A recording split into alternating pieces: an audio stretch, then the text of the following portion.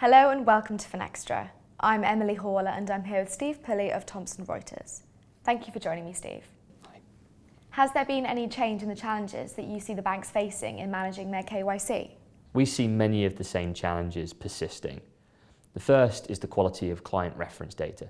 Even things as simple as having a clean list of client contact details to reach out to collect their KYC information is a challenge for the banks, let alone knowing which accounts remain live and which need to be offboarded. We've also seen firms beginning to experiment with investments in automation technology, trying to reduce the labour intensity of building KYC records. That's a huge endeavour. There are literally hundreds, if not thousands, of data sources to connect to in all of the countries around the world.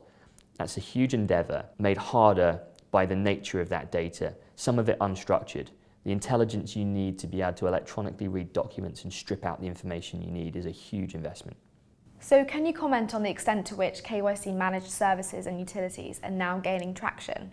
Yeah, I think they're really beginning to gain more traction now. I think in part due to some of those challenges continuing to be pervasive.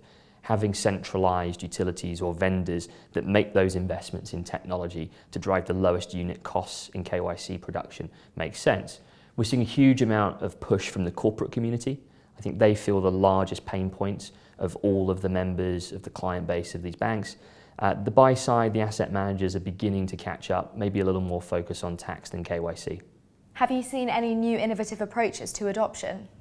Yeah, we're beginning to see the emergence of regional or country-specific utility models.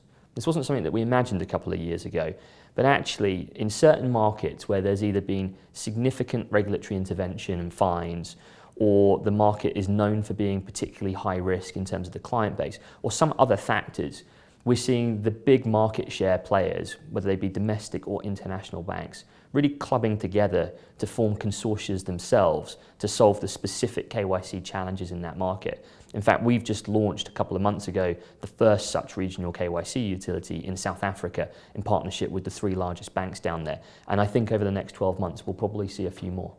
Steve, thank you very much. Most welcome. And thank you for watching.